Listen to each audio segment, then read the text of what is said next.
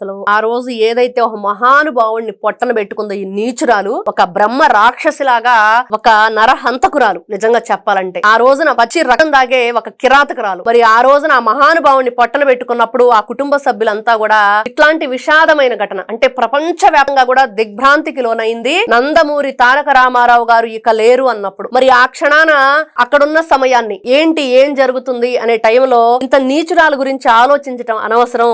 కుక్కకి బిస్కెట్లు వేసినట్లుగా ఏదో దాని బ్రతుకు అది బతికిద్ది వదిలేద్దాం అని చెప్పేసి వదిలేశారు. లేకపోతే ఈ రోజు నువ్వు ఇలాగ విర్రవీగేదానివా, ఇట్లాంటి పిచ్చి మాటలు మాట్లాడేదానివా ఆ కుటుంబం తలుచుకుంటే? ఆ రోజున ఏ విధంగా నువ్వు ప్రవేశించావు, ఏ విధంగా ఆయన్ని స్లో పాయిజన్ తోటి స్టెరాయిడ్స్ ఇచ్చి ఆయన జీవితాన్ని సర్వనాశనం చేసి ఏ విధంగా అందరికీ తెలుసు. ఈ రోజున ఎన్టీ రామారావు గారికి దగ్గరగా అతి దగ్గరగా మెలిగిన వాళ్ళందరూ కూడా ఎన్నో ఇంటర్వ్యూలు మనం చూసాం. వాటన్నిటిలో ఎన్నో నిజాలు. అంటే మేమందరం చిన్నపిల్లలం అప్పుడు, మాకు ఎవరో చెప్తేనే తెలుస్తుంది. ఇంట్లో మా తాతగారు కూడా చెప్పేవాళ్ళు, ఇది ఒక దొంగ ప్రతి ఒక్క పల్లెటూరులో అందరికి తెలుసు, ప్రతి ఒక్కరికి తెలుసు, తెలియని వారే లేరు. వీరగంధం లక్ష్మీ పార్వతి గురించి పట్టుకున్న భర్తే చెప్పాడు కదా, ఇంకేం కావాలి ఇంతకంటే ఈవిడ నిజస్వరూపం గురించి.